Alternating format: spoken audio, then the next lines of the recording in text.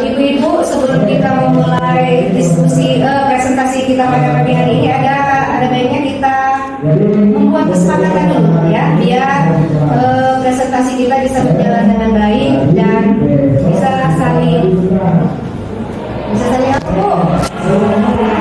Saling menghargai ya. Mungkin yang pertama apa yang ingin kita sepakati? Harusnya aku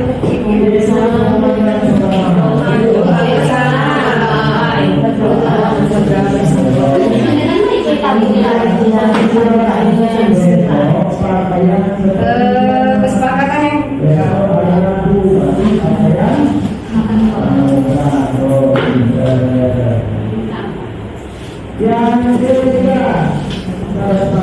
kesepakatan kita pada pagi hari ini ya.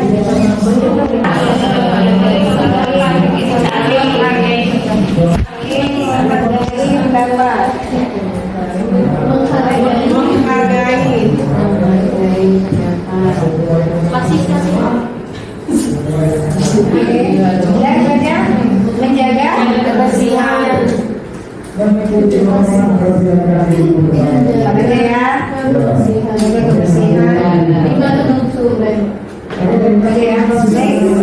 Itu aja, mungkin selama presentasi kita akan menerapkan 4 kesepakatan ini supaya presentasi kita pada pagi hari ini bisa berjalan dengan baik.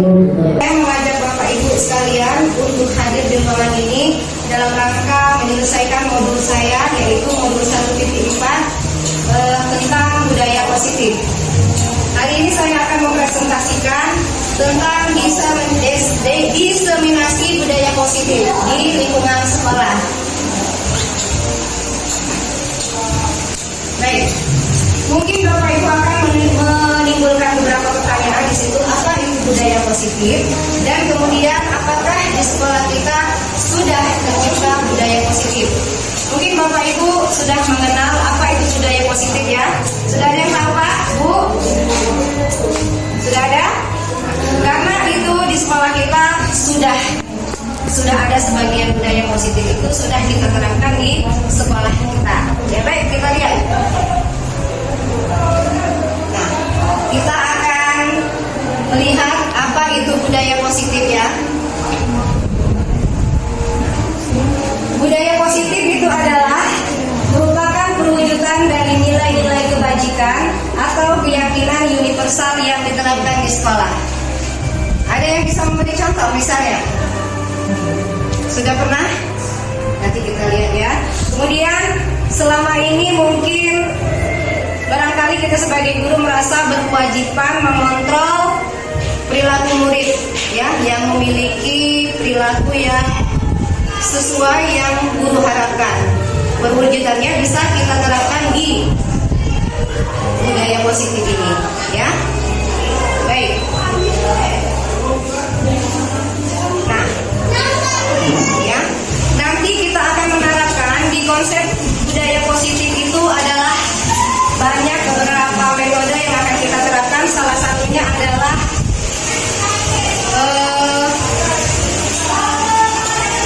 segitiga restitusi, keyakinan kelas, kemudian posisi kontrol guru, disiplin positif, nilai-nilai kebajikan, kemudian kebutuhan dasar manusia, dan motivasi perilaku manusia.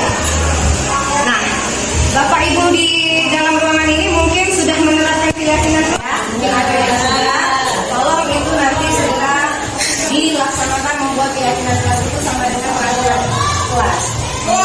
Ada beberapa mungkin dari wali kelas yang beberapa menit memulai pelajaran, kemudian tidak boleh memakai sepatu di dalam kelas, mungkin ya. Oke.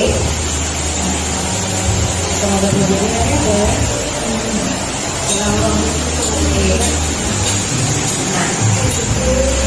di sini kita akan mengadakan perubahan paradigma belajar. Ada yang tahu apa itu paradigma? Ada yang tahu paradigma? Baik, kita lihat. Perubahan paradigma pembelajaran terjadi dari paradigma berfokus pada guru, pembelajaran yang berfokus pada murid. Ya, di sini bisa kita lihat Pembelajaran paradigma baru itu kita terapkan dengan sekarang kita memakai kurikulum merdeka ya. Merupakan pembelajaran yang berorientasi pada penguatan dan pengembangan karakter profil kita. Ada yang tahu tadi apa itu paradigma? Kepercayaan. Kepercayaan. Keyakinan. Ada yang lain? Ibu Fitri? Kepercayaan ya. Kita sudah menerapkan berbagai kepercayaan dan keyakinan itu yang sudah memang melekat di dalam sekolah kita. Salah satunya tadi sebelum kita menerapkan keyakinan kelas, anak-anak itu sudah percaya dengan keyakinan kita. Kalau terlambat pasti mendapatkan hukuman. Dia sudah sadar sendiri, ya. Kalau misalnya tidak buat PR, itu resikonya nanti anak-anak akan kena hukuman, ya kan? Mereka akan tahu sendiri, ya.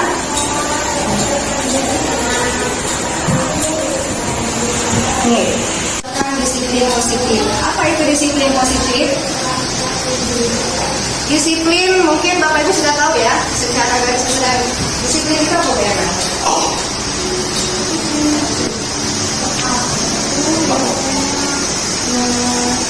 Melakukan peraturan yang ada di sekolah. Baik. Di sini kita lihat ya. Disiplin itu adalah merupakan salah satu cara penerapan yang bertujuan untuk menyadarkan siswa ya dengan berbagai peraturan ya. Nah, kita lihat di sekolah kita kan kita sudah menerapkan berbagai peraturan akan terciptalah kedisiplinan itu dengan sendirinya ya. Baik, kita lihat di sini. Nah, nilai-nilai kebajikan. Nilai kebajikan itu apa Bapak Ibu? Bisa kita lihat ya. Di sini bukan nilai kebijakan ya, salah kutip, tapi nilai kebajikan. Nilai kebajikan itu adalah nilai yang kita sepakati lepas dari itu pengertiannya ya, lepas dari suku bangsa, agama, bahasa maupun latar belakang. Contohnya ini. Contoh nilai kebajikan institusi atau organisasi kita. Ada yang tahu nggak? Visi sekolah kita. Unggul dalam prestasi, memiliki wawasan ya. Itu sudah mengarah ke profil Pancasila belum? Sudah ya, unggul dalam berprestasi merupakan di sini. Mungkin disebutkan kali ya. Bapak Ibu sampai sini ada yang paham? Nanti akan kalau misalnya bisa kita akan ada nanti kita dulu ya. Baik, lanjut. Kebutuhan dasar manusia. Di sini kita lihat. Kebutuhan dasar manusia adalah segala sesuatu yang kita lakukan untuk mendapatkan apa yang kita inginkan. Kemudian seluruh tindakan yang kita lakukan memiliki tujuan tertentu dan semua usaha yang terbaik kita lakukan adalah dalam rangka kebutuhan dasar kita yang kita perlukan. Di sini ada apa namanya? Ada beberapa kebutuhan dasar manusia ya. Nanti kita lihat apa saja isinya. Salah satunya adalah manusia itu ingin dihargai, ingin mendapatkan perhatian, kemudian ingin mendapatkan kasih sayang ya. Nah, itu kebutuhan dasar manusia salah satunya.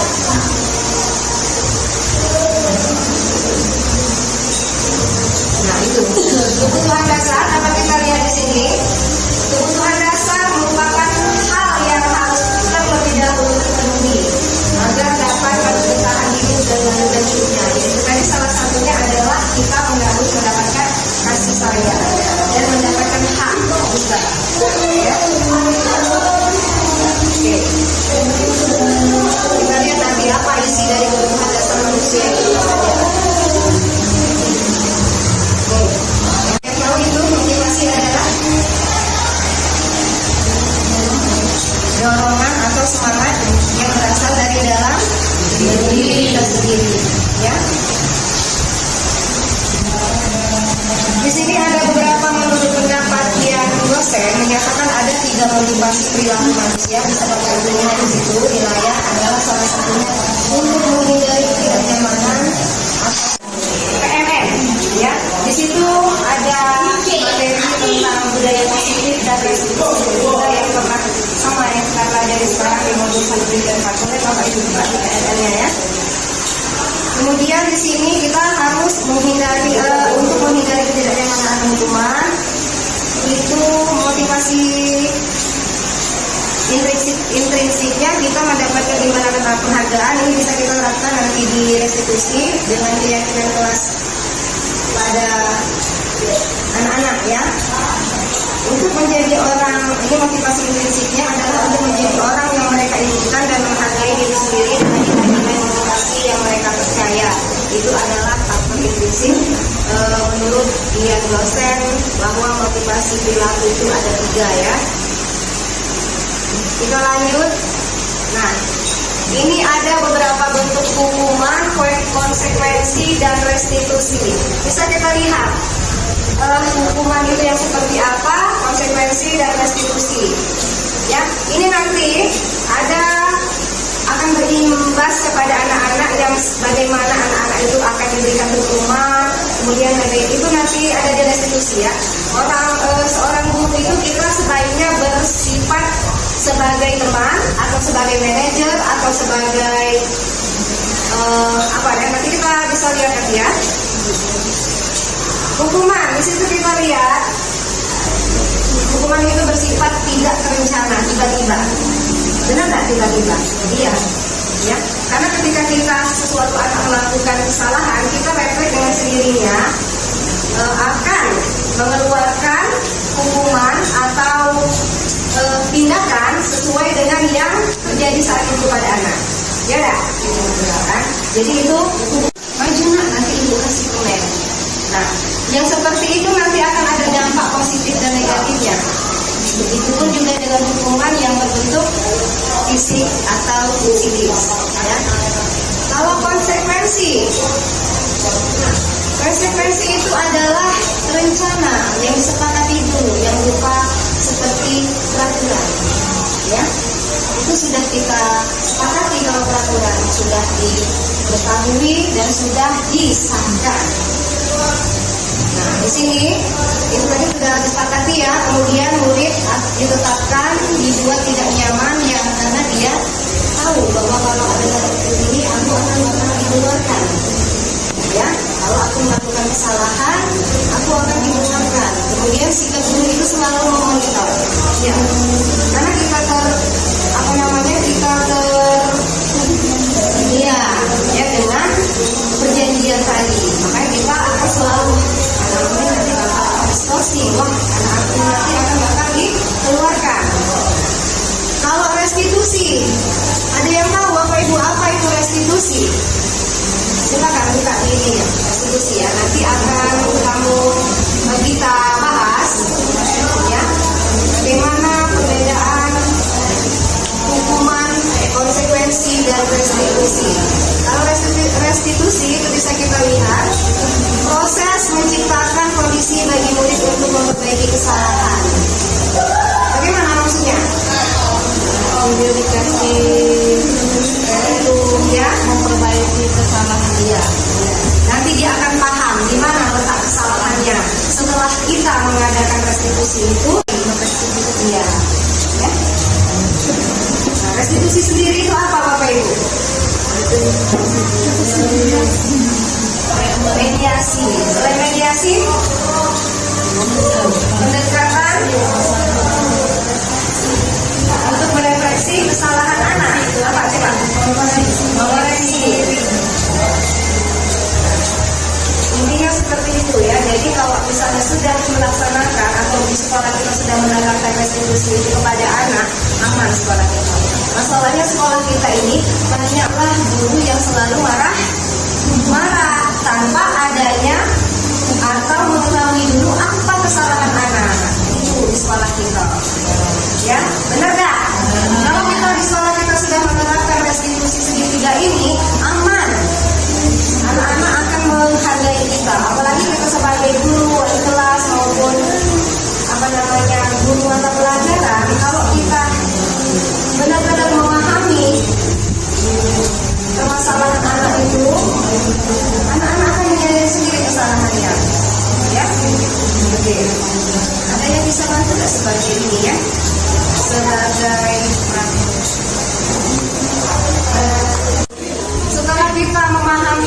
restitusi tadi akan kita tentang konsep disiplin dengan identitas gagal. Kenapa dia dikatakan konsep identitas gagal? Mari kita lihat. Nah, di situ ada yang sudah saya bahas tadi, ada hukuman dan ada penghargaan. Ya, ada positif dan negatifnya. Kita memberikan hukuman maupun penghargaan kepada anak. Hukuman itu yang pertama sangat menyakitkan, kemudian membuat tidak nyaman, kemudian murid takut, sifatnya memaksa, kemudian murid menyembunyikan kesalahannya, iya dah. Dan murid menjadi rendah diri. Ya, oke, Ibu Mary. Ada lagi nggak efek dari hukuman ini? Selain yang saya sebut ya, agak pendiam, penendam, aku lagi selalu merasa disalahkan, ya, itu dari efek dari hukuman. Kemudian yang penghargaan itu ada positif dan negatifnya kita memberikan kepada anak, ya. Ya, yang pertama kita lihat tidak efektif, benar. Kemudian merusak hubungan sifat diri, benar. Mungkin dia yang selalu dia menang, dia terus misal dalam pembagian rambut nih, yang ranking selalu dikasih, yang lain tidak, ya, akan menimbulkan rasa iri. Benar. Ya. Mungkin di sisi lain yang juara itu akan menambah motivasi bagi. Tapi bagi anak yang tidak mendapatkan juara, dia akan merasa kecil hati. Ya, tidak lagi yang paling akhir, karena ini sifatnya sifatnya agak yang membuat dia merasa kecil, ya.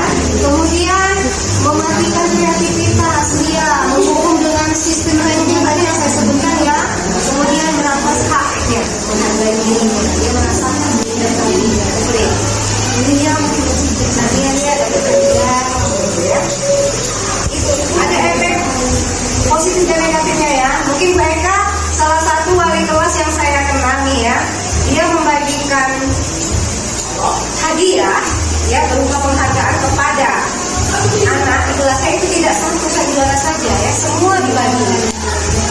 Ya, itu kemarin juga semuanya dapat semua, tidak hanya yang ranking. Nah, alangkah lebih baiknya wali kelas pun memberikan dalam bentuk penghargaan kepada anak yang lain dengan sistem mungkin karakter anak ini rajin, anak ini pria, atau anak ini supel. Nah, berikanlah penghargaan itu kepada anak yang mungkin dia belum mendapatkan ranking di kelas, ya. Anak-anak yang lain itu mendapatkan penghargaan dengan karakter mereka masing-masing. Jadi kita sebagai guru dan wali kelas pun harus paham dengan karakter anak yang ada di kelas, ya. Baik.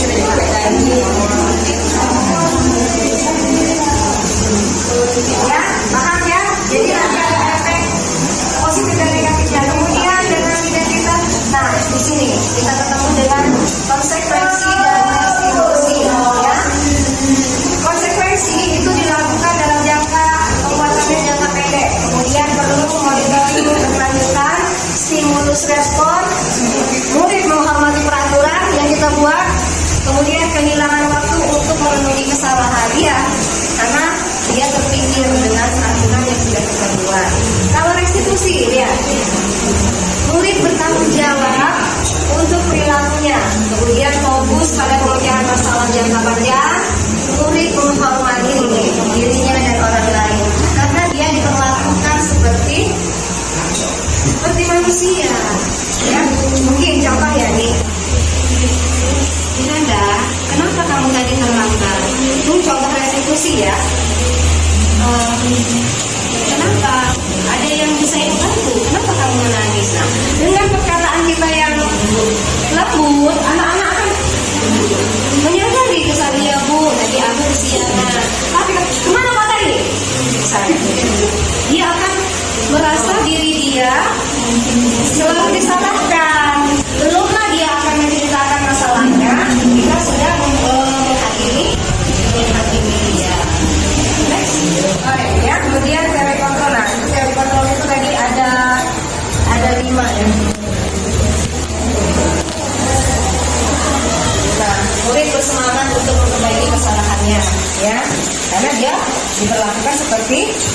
Iya tadi, oke. Sudah dibuat ya, nanti akan menerima konsekuensinya apa. Kemudian kalau tidak membuat PR, kesepakatan di kelasnya akan mendapatkan hukuman apa. Dia lebih ini ya, lebih ke bijaksana ya. Guru terbuka dan siswa dalam menangani masalah siswa. Oke, next dari siswa. Oke, nah ini tindakan kita merasa bersalah kan, jadi kita bisa bersinggung. Nanti guru itu bisa semuanya bisa dipegang oleh kita, tapi yang baiknya yang mana nanti kita bisa lihat sebagai guru, sebagai rasa bersalah, guru atau sebagai teman bisa kita bersifat sebagai teman, sebagai keluarga maupun sebagai manajer ya. Kemudian guru sebagai teman, bagaimana? Guru sebagai teman,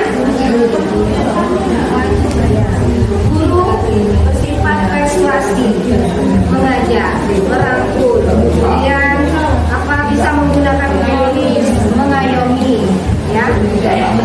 Terus guru sebagai pemantau, bagaimana? Orang yang menjaga ketertiban dengan memperlakukan hukuman atau akibat dengan menggunakan bukti-bukti. Contohnya gimana? Dia akan mengambil keputusan tindakan yang sesuai dengan bukti yang ada. Jadi dia langsung mengambil keputusan tanpa ya langsung saat itulah dengan bukti fisiknya ada. Terus, nah di sini guru sebagai manajer. Apa maksudnya Pak Iman? Pernah dengar nggak?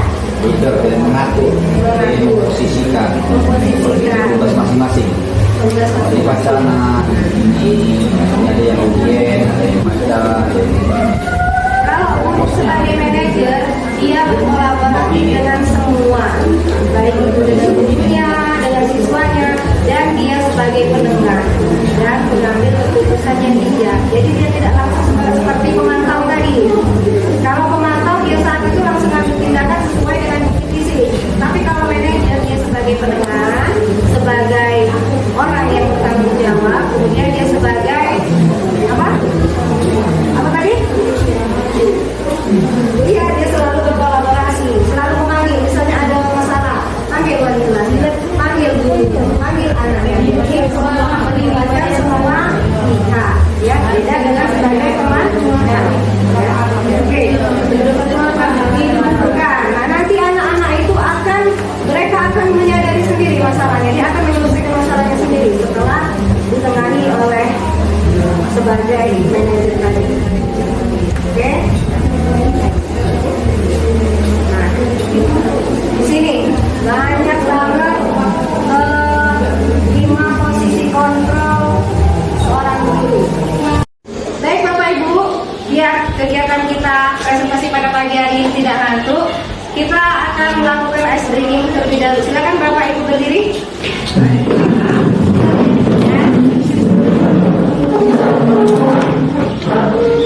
Diajak kakinya deh. Ya, pilih ice breaking ya, please. Ya, Bu. Ya.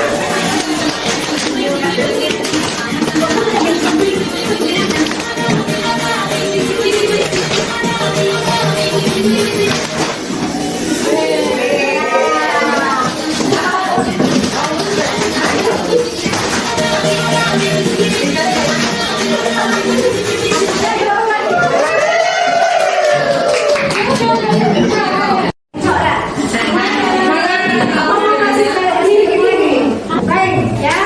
Setelah melaksanakan SBG, mudah-mudahan tidak ngantuk lagi. Mari kita kembali ke sini. Nah, bagaimana pembentukan keyakinan kelas yang sudah Bapak Ibu buat? Mari kita lihat. Nah, ya. Lebih abstrak dari peraturan, sedikit saja agar mudah diingat, jangan banyak-banyak lah sampai 20 misalnya keyakinan kelas. Ya, yang penting paling banyak 5 ya. Sebenarnya kita tadi sebelum melakukan presentasi kita harus juga disepakati dulu. Mungkin mau bertanya pertanyaan dulu atau sebelum ini kita harus menjaga kebersihan di dalam ya. Lagi ulang lagi tadi apa ya. Oke. Tidak lupa dalam bentuk positif berupa pernyataan universal sesuai dengan kondisi kelas ya dan sekolah agar mudah diterapkan. Kemudian semua warga kelas atau semua warga sekolah itu harus dilibatkan dalam pembuatan keyakinan kelas. Seperti yang kita bahas tadi ya. Next. Nah, kita sampai di segitiga restitusi.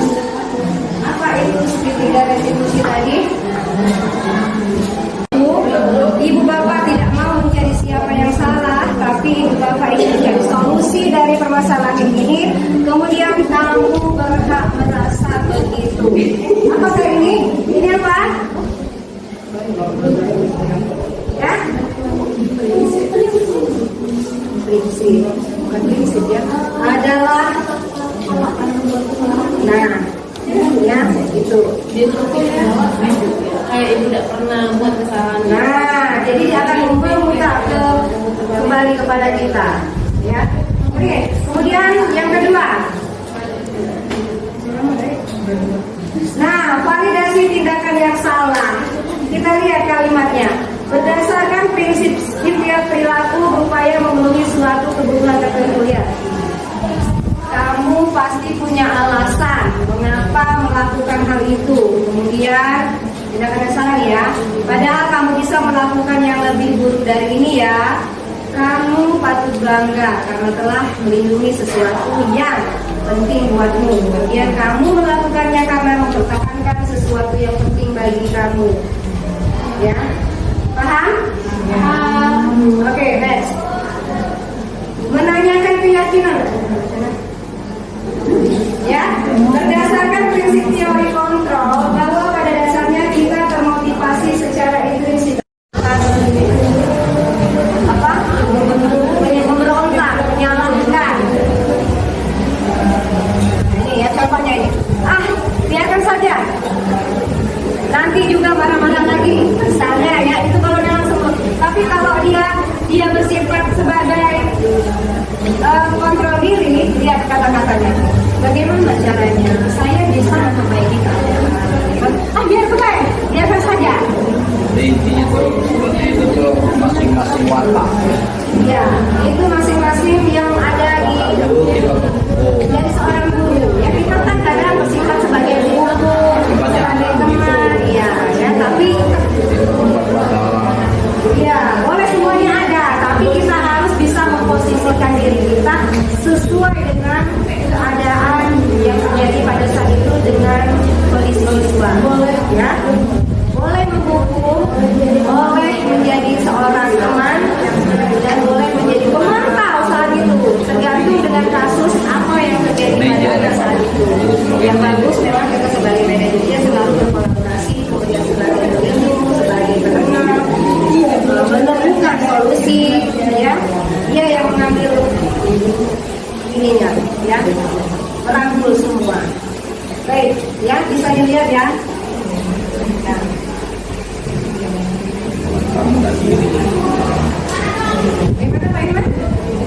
Jadi ini lebih kata cenderung gurunya itu tipikal guru. Nah, jadi tipikal guru ini penghukum, membuat rasa bersalah. Karena outputnya dampak ya, output itu dampak. Jadi kalau dia ada murid, kalau gurunya tipikal gurunya itu membuat salah. Dia tipikal gurunya itu membuat rasa bersalah. Kalau seperti itu, dia tergantung. Kalau seperti pemantau, dia tergantung. Kalau memantau itu kan betul kan sanksi atau harga. Kalau memantau itu kan sebagai sanksi atau harga lebihnya. Tapi yang bagus kita harapkan kita bisa menyesuaikan dengan pada saat menyesuaikan keadaan pada saat kita bisa selalu ketika ya sebagai guru kita tidak bisa selalu kita akan menjadi sebagai guru baik pun memang mereka salah akan menjadi kita baik pun memang mereka salah anak kita selalu jadi kita menyesuaikan ya kita bisa tarik ubah jadi kita menyesuaikan ya bisa tarik ubah bagaimana sebagai seorang fisika dan sebagai pekerjaan di seorang guru. Baik ya, Bapak Ibu, kita lanjutkan ya. Di sini ada tugas ya, contoh tugas perbedaan hukuman dan konsekuensi. Mari kita lihat ya. Di situ ada tindakan guru, kemudian hukuman atau konsekuensi. Kita lihat yang pertama. Mencatat 100 kali di dalam buku kalimat, saya tidak akan terlambat lagi karena terlambat ke sekolah. Hukuman atau restitusi? Konsekuensi. Hukuman. Kenapa dia hukuman? Karena karena terlambat dan dia sudah hukumannya itu sudah diterapkan ya. Kemudian lari mengelilingi lapangan basket 2 kali karena terlambat sampai di sekolah. Hukuman. Murid diminta untuk push up 15 kali karena tidak menggunakan masker di sekolah. Hukuman. Menggantikan kertas tugas teman yang telah dicoret. Ya, apa konsekuensinya? Kemudian membersihkan tumpahan air di meja tulis karena tersenggol pada saat belajar. Konsekuensi. Murid disuruh untuk tidak mengenakan sepatu seharian di sekolah karena tidak mengenakan sepatu hitam. Hukuman. Kemudian lari mengelilingi lapangan basket 2 kali karena terlambat 10 menit untuk pelajaran penjelasan. Hukuman. Ya, jadi Bapak Ibu sudah paham ya membedakan antara hukuman dengan konsekuensi ya. Kemudian, benar tidak jawabannya? Benar. Ya. Yang terakhir itu adalah konsekuensi. Nah, apa? Hukuman yang pertama hukuman, kemudian kedua hukuman konsekuensi dari terakhir itu adalah konsekuensi ya, bukan hukuman. Ya. Jadi lari mengelilingi lapangan basket 2 kali karena terlambat 10 menit untuk belajar. Konsekuensinya apa? Ya. Oke. Next. Ini tadi kan ada yang kita bahas dari awal posisi kontrol pada guru. Kita ini sebaiknya harusnya bersikap di bagian nomor berapa? Mari kita di segitiga resolusi ketiga ya. Menstabilkan identitas. Apa itu? Berdasarkan prinsip membuat kesalahan adalah bagian dari proses pembelajaran. Salah satunya adalah berbuat salah itu wajar. Tidak ada manusia yang sempurna. Kemudian ibu bapak juga pernah melakukan itu. Ibu bapak tidak mau mencari siapa yang salah, tapi ibu bapak ingin mencari solusi dari permasalahan ini.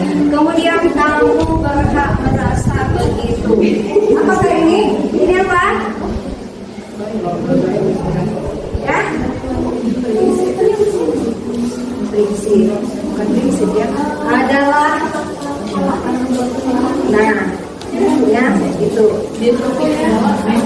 Kayak ibu tidak pernah buat kesalahan. Nah, jadi dia akan memutar kembali kepada kita, ya. Oke, kemudian yang kedua. Nah, validasi tindakan yang salah. Kita lihat kalimatnya. Berdasarkan prinsip setiap perilaku berupaya memenuhi suatu kebutuhan tertentu ya. Kamu pasti punya alasan mengapa melakukan hal itu. Kemudian tindakan yang salah ya. Padahal kamu bisa melakukan yang lebih buruk dari ini ya. Kamu patut bangga karena telah melindungi sesuatu yang penting buatmu. Kemudian kamu melakukannya karena mempertahankan sesuatu yang penting bagi kamu. Ya, paham? Oke, next.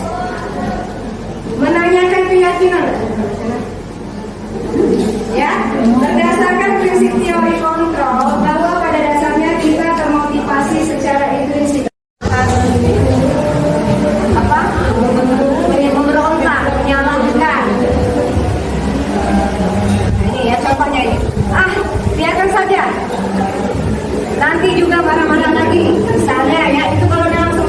Tapi kalau dia bersifat sebagai kontrol diri, lihat kata-katanya. Bagaimana caranya? Saya bisa memperbaiki keadaan. Biarkan saja. Jadi intinya itu masing-masing watak. Ya, itu masing-masing yang ada di dari seorang guru. Ya, kita kan kadang bersifat sebagai guru, sebagai teman, ya, tapi ya boleh semuanya ada, tapi kita harus bisa memposisikan diri kita sesuai dengan keadaan yang terjadi pada saat itu dengan kondisi siswa. Ya, boleh menghukum, boleh menjadi seorang teman, dan boleh menjadi pemantau saat itu, tergantung dengan kasus apa yang terjadi pada saat itu. Yang bagus memang kita sebagai manajer dia selalu berkolaborasi, kemudian sebagai ya.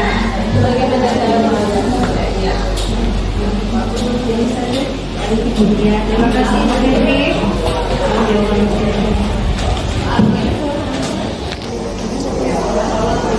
Ya, baik. Apa pertanyaan tadi Bu Fitri? Bagaimana cara membedakan antara hukuman dengan hukuman dengan konsekuensi ya? Bapak Ibu ada yang bisa berpendapat, ada yang bisa menjawab apa perbedaan antara hukuman dengan konsekuensi. Silakan Ibu Sas. Ya. Ini saya mencoba untuk menjawab perbedaan antara hukuman dan konsekuensi. Menurut saya, hukuman itu lebih pada tidak sesuai. Jadi apa yang dia lakukan dengan hukumannya itu tidak sesuai, tidak nyambung gitu. Jadi misalnya ketika dia sholat gitu, tapi dia disuruh membersihkan WC gitu, itu kan tidak nyambung menurut saya ya. Sehingga tidak akan perilaku itu pasti akan terjadi lagi karena adanya dampak tersebut. Sedangkan konsekuensi itu sendiri, konsekuensi itu berarti hasil dari perbuatan yang telah mereka lakukan. Jadi agak nyambung. Misalnya dia tidak mengerjakan PR, berarti konsekuensinya mungkin dia tetap mengerjakan PR, tapi nilainya akan berkurang dengan teman yang sama waktu. Menurut saya Baik, terima kasih Ibu Sas atas pendapatnya. Mungkin ada yang ingin ditambahkan lagi, ada yang bisa membedakan antara hukuman dengan konsekuensi. Ibu Ega, seperti yang sudah kita bahas tadi, hukuman dengan konsekuensi.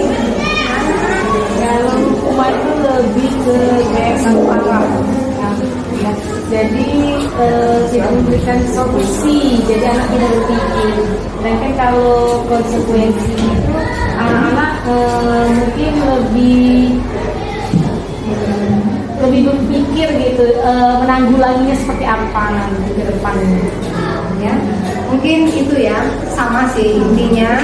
Hukuman itu lebih ke fisik, ya, lebih ke nyata, real. Tapi kalau konsekuensi itu dia sudah paham bahwa itu sudah berupa hukuman, tapi dia lebih ke apa? Menyadari, dia sudah menyadari tanpa harus dengan kata hukuman tadi, ya, fisik yang berbentuk fisik tadi. Ya, baik, Ibu Fitri. Ada yang ingin bertanya lagi? Ya, silakan Ibu Miranda. Jadi deh. yang saya ingin tanyakan itu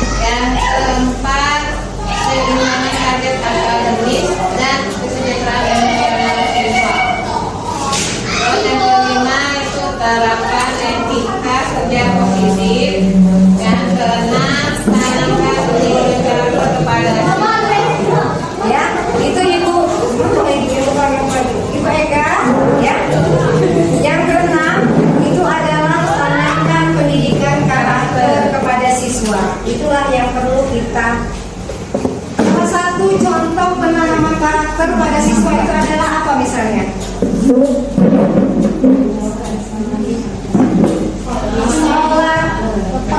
tepat waktu, sholat bisa kita sholat zuhur ya. Kita sholat zuhur sudah kita terapkan di sekolah kita ya. Kemudian kalau bertemu bersalaman, juga menyapa gurunya, nah itu berupa karakter ya. Senyum, sapa, salam, sopan, santun ya. Alhamdulillah di sekolah kita itu sudah kita budayakan dan kita terapkan. Baik, mungkin ada lagi yang ingin bertanya? Ya, silakan Ibu Sas. Ada yang ingin ditanyakan Bu Sas? Terima kasih sebelumnya memberikan kesempatan untuk saya bertanya, dan terima kasih juga atas presentasi yang pada siang hari ini sudah bermanfaat untuk kami semua, dan insya Allah ilmu-ilmunya bisa kami terapkan di kelas masing-masing.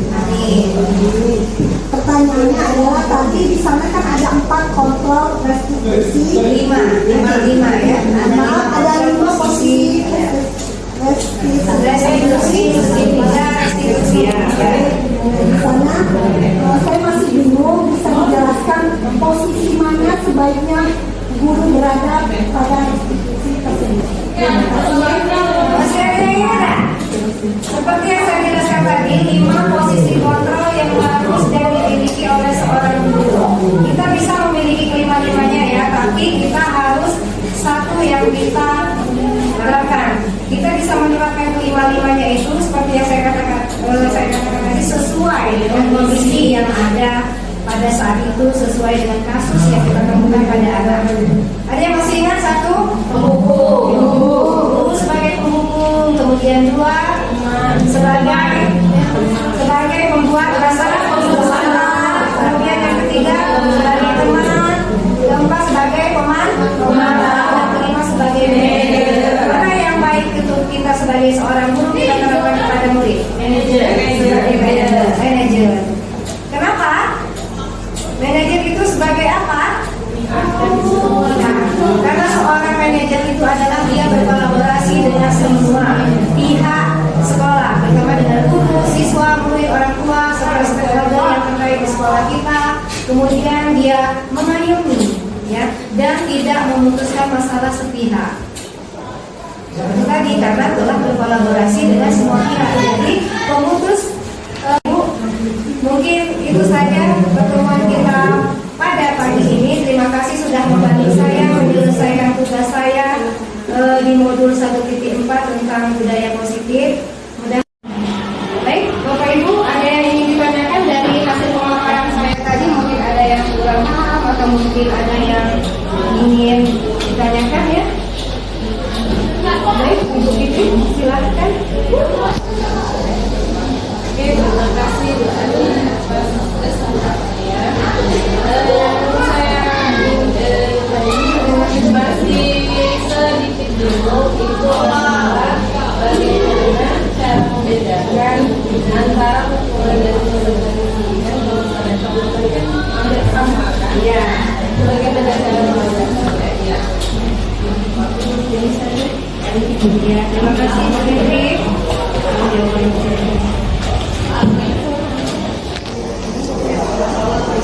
Ya, baik. Apa pertanyaan tadi Bu Fitri? Bagaimana cara membedakan antara hukuman dengan hukuman dengan konsekuensi ya? Bapak Ibu ada yang bisa berpendapat? Ada yang bisa menjawab apa perbedaan antara hukuman dengan konsekuensi? Silakan Ibu Sas. Ya. Jadi saya mencoba untuk menjawab perbedaan antara hukuman dan konsekuensi. Menurut saya, hukuman itu lebih pada tidak sesuai. Jadi apa yang dia lakukan dengan hukumannya itu tidak sesuai dengan kampung gitu. Jadi misalnya ketika dia sholat gitu, tapi dia disuruh membersihkan WC gitu, itu kan tidak nyambung menurut saya ya. Sehingga tidak akan perilaku itu pasti akan terjadi lagi karena adanya dampak tersebut. Sedangkan konsekuensi itu sendiri, konsekuensi itu berarti hasil dari perbuatan yang telah mereka lakukan. Jadi agak nyambung mendukung, misalnya dia tidak mengerjakan PR, berarti konsekuensinya mungkin dia tetap mengerjakan PR tapi nilainya akan berkurang dengan teman yang tepat waktu. Menurut saya seperti itu. Baik, terima kasih Ibu Sas atas saran atau pendapatnya. Mungkin ada yang ingin ditambahkan lagi, ada yang bisa membedakan antara hukuman dengan konsekuensi. Ibu Ega, seperti yang sudah kita bahas tadi, untuk hukuman dengan konsekuensi. Kalau hukuman itu lebih ke kayak satu arah. Jadi tidak memberikan solusi, jadi anak tidak berpikir. Sedangkan kalau konsekuensi itu anak-anak mungkin lebih berpikir gitu, menanggulanginya seperti apa nanti ke depannya.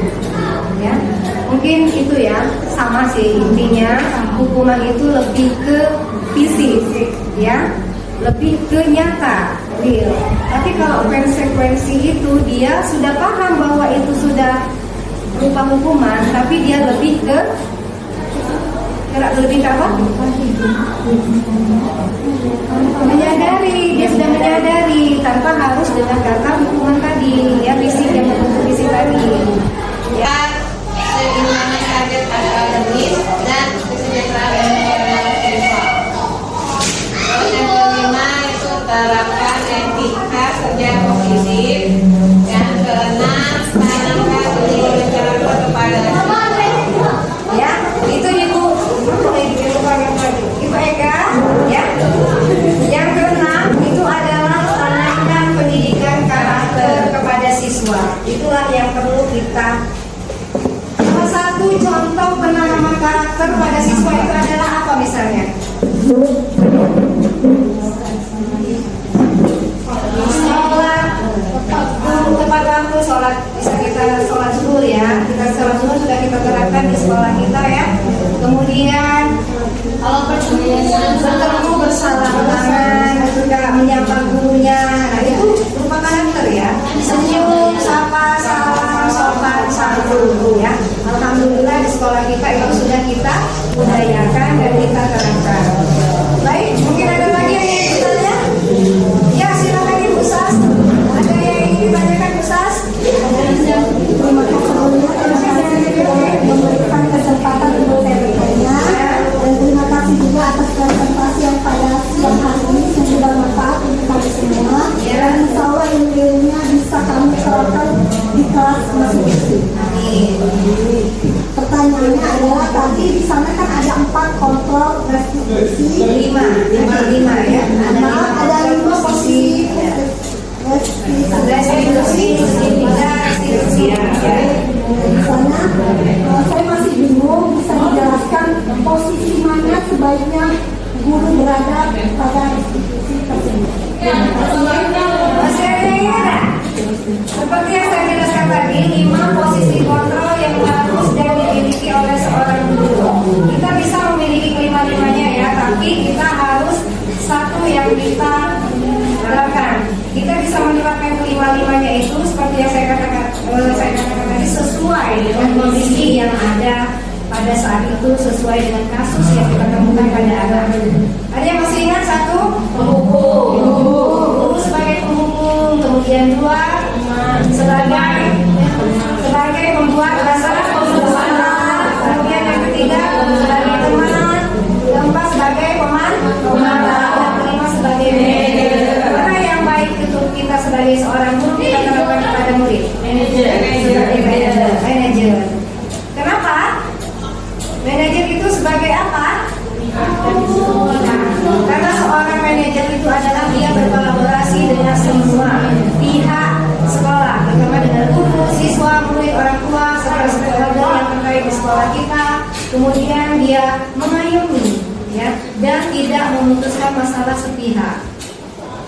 Itu tadi karena telah berkolaborasi dengan semua pihak. Jadi keputusan itu tidak diputuskan dengan sendirian. Jadi dia mendiskusikan dan menyelesaikan masalah secara bersama-sama dan kembali ya.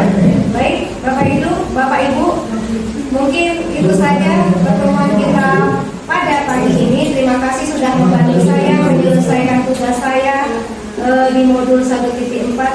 budaya positif,